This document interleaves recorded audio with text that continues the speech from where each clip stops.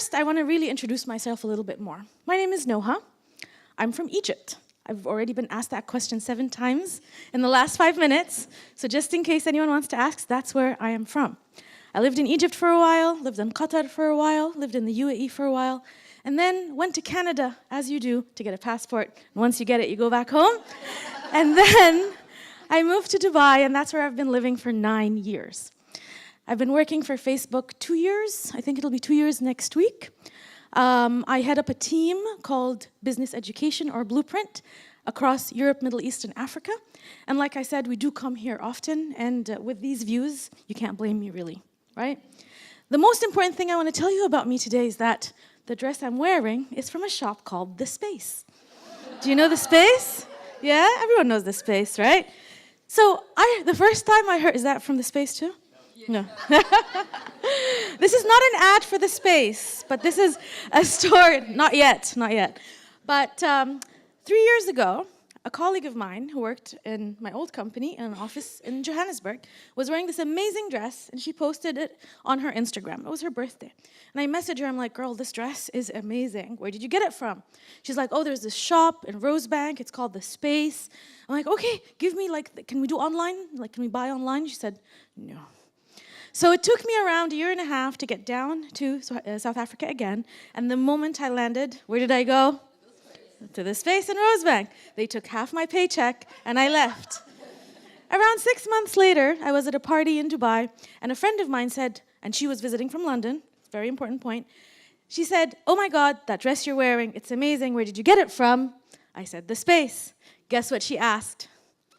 Is it online? Guess what I said? No. A year later, or 6 months later, and it was still not. So eventually, last week, we were in Johannesburg, or this week actually, earlier this week, we were in Johannesburg together, me and my friend from London. And guess where we went when we first landed? The Space.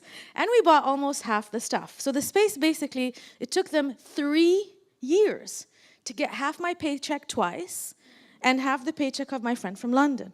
Now imagine if they sold their stuff online. They would have gotten it much, much sooner. And that's what we're going to talk about a little bit today, right? And a little bit detail as well. And then we're going to talk a little bit more about being visual, and we're going to talk about mobile strategy. Sounds good? All right. So similar to The Space, their customers are probably in Joburg, or their customers are probably in Cape Town, and here there's a branch here, not sure if it's big or not. We'll find out tomorrow morning. And I don't know if it's in Durban, but it's okay. So similar to The Space, their customers are in their neighborhood, in their city, in their country, in the area, right?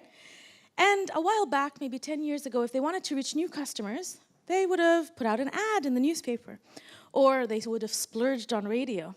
Or if they were really, really, really lucky and they had a good fiscal year, they'll probably put an ad on prime time on TV. But things changed, really, really changed.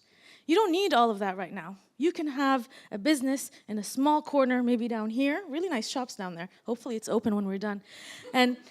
And you can reach people like me in Dubai and my friend from London. The world has changed because of this tiny little screen. And if you like stats like me, this is a graph that I always look at and I still get shocked by. Summarizing this is basically TV. Guess how long it took to reach 50 million people? No. All right, let's make it easier. Guess how many years TV took to reach 1 billion people, rounding up a little bit. Nope, more. 50.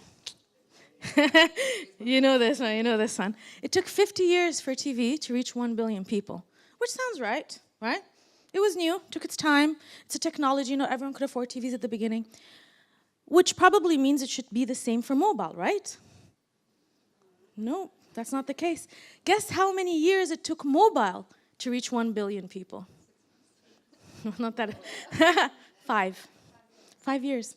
It took mobile 5 years to reach 1 billion people. The world has changed. The world has changed, my friends, and I'm sure everyone in the room here today is already convinced of this, right? But can you imagine by next year, for the first time in human history, more people in the world will be connected to the internet and have access to free information than not? That is insane. We're in a different era.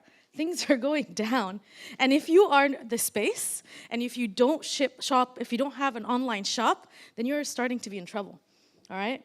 And if we talk about South Africa specifically, it's even more insane. While our parts of the world sometimes under-index on a lot of things, we really over-index when it comes to usage of mobile. And when it comes to Facebook, there are 13 million individual users that go into Facebook every day in South Africa alone. And all those 13 million, they do it through mobile. We are mobile first here, my friends. So if you're thinking about how to reach your next customers or your next million customers, the first thing you need to think about is your mobile strategy. Now, if you're like me and around maybe 6, 7 years ago, and you worked for a brand, and someone said, all right, mobile strategy, it's time. The first thing I'll think of is like, oh God, we need to build an app, don't we? All right, how hard can it be? And then we call up some people, let's do our pitch, RFP, let's see who's gonna pitch for an app. It can't be that expensive. Then you look at the quote, it is that expensive. And they're like, okay, fine, breathe. It's a one-time cost, right? Let's just bite the bullet and do it. But then you realize it's not a one-time cost. Oh no, my friends. It's like, okay, step back. We don't have to make a mobile app. We don't have to be that fancy. How about we optimize our website to be mobile friendly? Yeah, that's not gonna fly anymore. But now you have a tool in your hand. Every Facebook business profile, every Instagram brand profile, that is your mobile strategy on its own. The tools, the functionalities, the capabilities, they're there for you to use even before you put $1 to it. So thinking about all that, that time is gone. And if you're ready to create a chatbot, that's a different story. And you don't need to think about all those expenses at all. So if we take it step by step, if I want to have a mobile strategy, I need to think two things. I need to be visual, and I need to be personal. And if I do those two things right, I will go global. And I have some proof points here in a second. What do I mean by visual? I'm going to give you a stat that I still don't believe, but apparently it's true. The attention span of an average person sitting here today is less than that of a goldfish. Dory. Yeah, we're talking Dory. That is correct. Thank God I have your attention still, right? But I want you to imagine you as scrolling through your feed, right? How fast do you completely disregard an ad that someone you might know worked their butts off to create and promote, and all you did was scroll because it didn't make your thumb stop? That's what we mean by Dory in terms of today you need to create content that is thumb stopping. And then it needs to be personal. Now, how can you be personal if you want to reach 1 million people? Oh, you can. And we're going to get to that in a minute. So first things first, thinking visual. I'm going to tell you a job that didn't exist 5 or 6 years ago. At Facebook, we have someone that is head of stickers. That is true. That is true. When I first saw it, I was like, can I apply to this? I love stickers. But then it turns out to be something completely different. The world is visual. You can have, I hear, right? I'm not a millennial per se, but I do hear that you can have a full conversation with GIFs and emojis alone. Is that true, or did someone lie to me? That is true. All right, okay. Who does this? Who does this frequently? Okay. Once or twice. Okay, I'm going to find you guys after we're done. I have some questions. But that is correct. The world has become visual, right? And our brain stops a little bit more, and our thumb is tempted to stop a little bit more when there's a visual involved. A long time ago, it was just status updates, right? Now, on Facebook and social platforms, you can add images, you can add videos, you can add 360 images, those 360 portrait images that we have that I still don't know how to do, cinemagraphs, GIFs or GIFs. I have been asking around for many years, and I have no idea if it's GIFs or GIFs yet. All of that is exactly how you're going to get people's attention. And we've scoured the internet at Facebook. We had our strategists and our insights team scour all the best performing videos, and I heard you wanted tips and tricks. So I'm going to stop making you laugh for 1 second to give you a few tips. So the best performing videos we found around the world had these 4 things in common. And I snuck in there a little tool called Creative Hub, which I'm going to speak to you about in a minute. So anyone here studied creative writing or is a writer? Anyone? Yeah. So anywhere you study this around the world, it'll probably include a different metaphor or animal. But they say that the storyline is like a witch's hat, or a snail, or a turtle, or part of a camel, whatever animal it is, this is how it goes, right? You have a build-up, something happens, protagonist, hero saves the day, emotional resolution, and reward. And that's how you tell a story. And that's how artists and filmmakers and story writers have been telling stories since the beginning of time, even since the days of cave paintings. But because of the Dory syndrome, all we're saying, my friends, is that that bit at the end, start with it at the beginning. Right? You don't have to compromise the integrity of your creative and create videos that are only 15 seconds long, although some people have done it real good, and I'm going to show you a few examples now. But if you have a story to tell, and it's a little bit longer than 15 seconds, just start with what's going to get people to stop their thumb.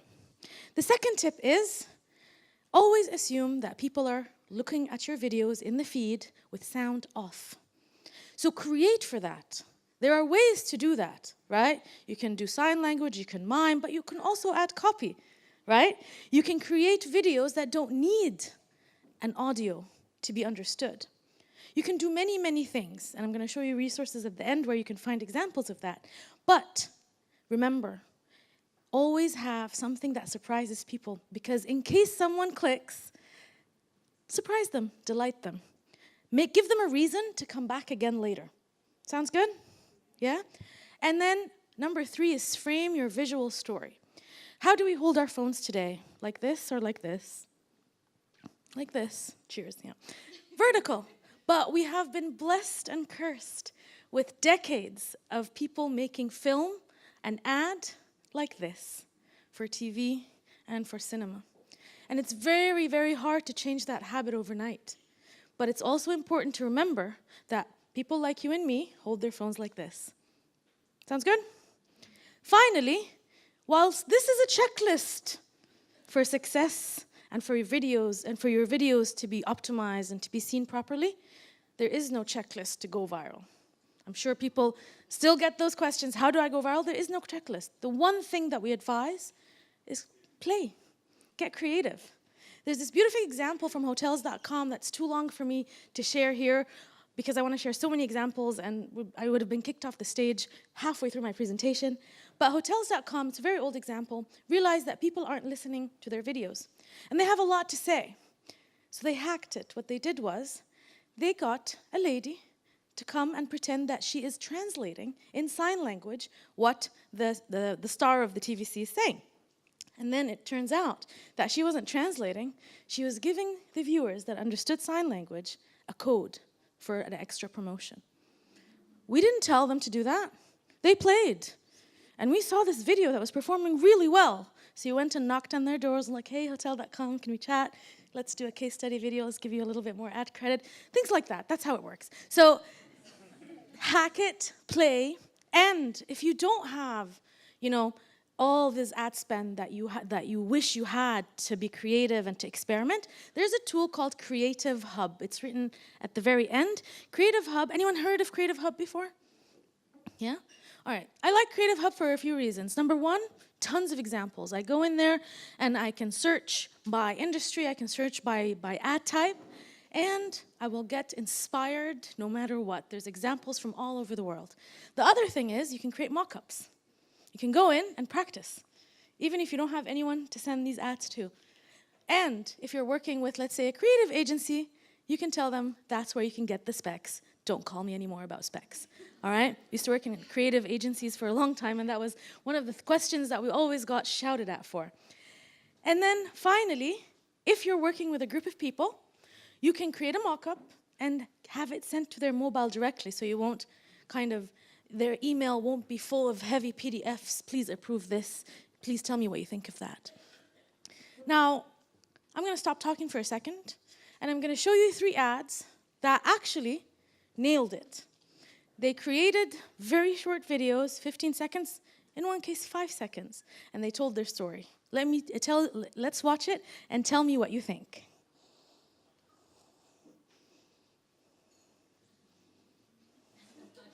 That's it. It's a GIF/GIF. All right, before I show you the second one, how many people here watch Guardians of the Galaxy? All right. Who didn't? It's not cool, man. All right. So the people that watched it, what is the best thing about the movie? Groot. Second best thing about the movie? The music. Exactly. And it was very clear to the people who created this campaign to promote Guardians of the Galaxy 2. What they did was, they got Groot, they made him sign a contract, he was the hero of this ad, very short ad, and he told people, click here and go to Messenger, where a chatbot will help you create a mixtape you can send your friends. It's pretty cool. It was a digital mixtape, but still, it was pretty cool. It caught the essence of the movie, and it got people to actually go to Messenger and create mixtapes, digital mixtapes. Now, the last one, if you blink, you might miss it.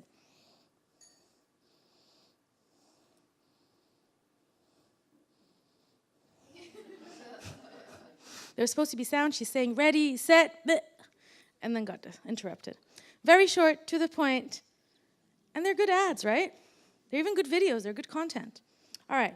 So people ask me, it's like, yeah, fine, thanks for all these examples from America and London and Germany. I bet it took millions of dollars to actually create that. No, it didn't. All you need to create stuff like that is a mobile phone with a good camera, even an okay camera, a few apps, and an open mind. I can't control number 1 and 3, but I can show you this. These are 10 of our favorite apps at Facebook. Our creative strategists vetted them, used them multiple times, and this is how we've seen a lot of big brands create their videos. I'm going to leave it up for a second and have a sip of water wherever it is. Pretend that's why I'm waiting. Anyone was in Joburg yesterday by any chance? No? I can use the same jokes then? All right. All right. How are we doing on time, Fred? You going to kick it off yet? We're good? All right. So we talked about getting visual. Obviously, now it's time to get personal. Now, getting personal can mean 2 things. One of them is this. The most powerful thing when you advertise on Facebook and Instagram and the family of apps and services is the targeting capabilities. That's not what we're going to talk about today, but I'm just going to leave it up there. Just in case you don't know the power of targeting, I suggest take a picture and go online and figure out what this means, or come talk to me after we're done. Yeah. But for today's sake, we're talking about messaging. How many people here have messaged someone in the last 15 minutes? You're messaging while I'm speaking? I tricked you. It's okay. It's okay. You can. It's fine. So messaging is massive. Messaging is big. Actually, the top 6 out of 10 apps on both app stores are messaging apps around the world. People have things to say, and they're saying it loud and clear.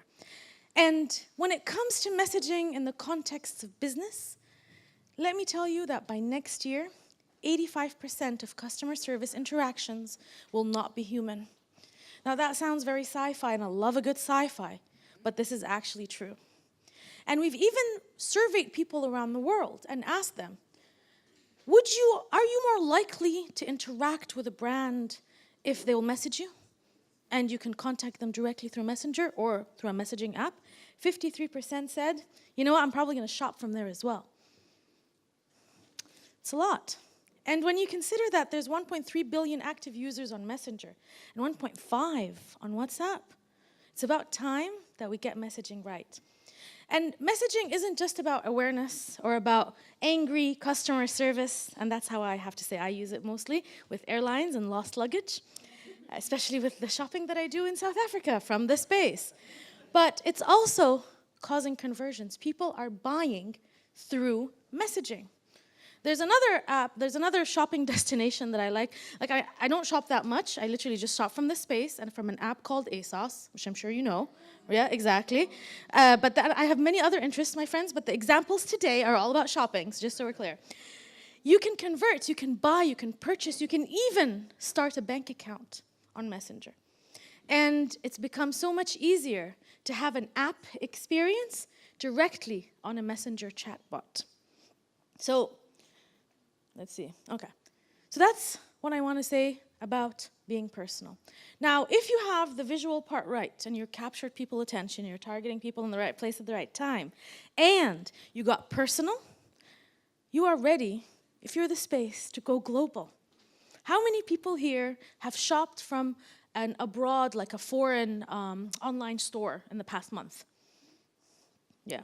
So a year ago, when I asked a question like this in South Africa, 1 or 2 people only raised their hands, right? And that's true, because even 5 years ago, 10 years ago, only big enterprises had the infrastructure to export and import, right?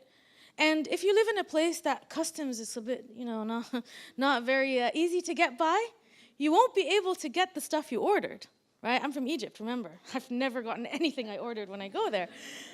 But today it's very different, with partnerships, with VCs and incubators and startups working together.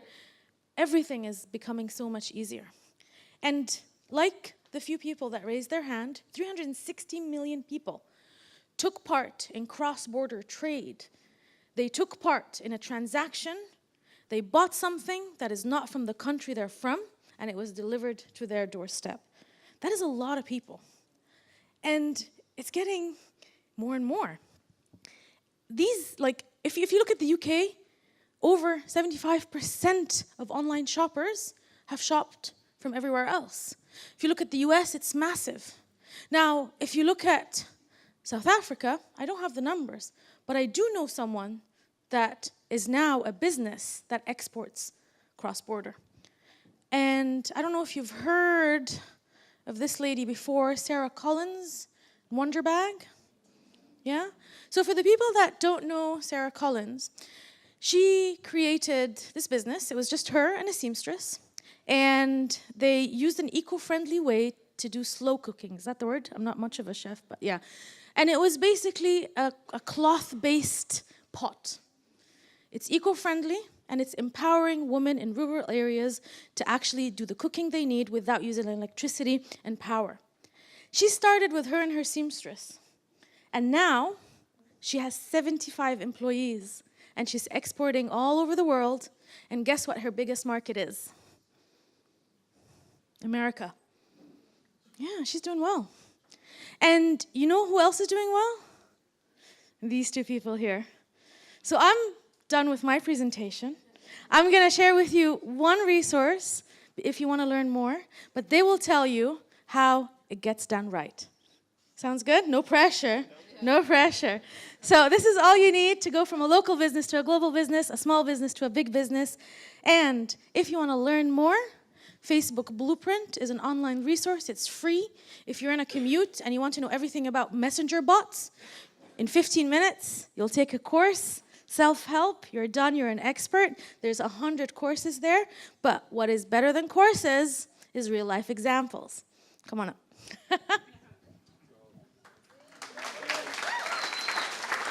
Thank you, Noha.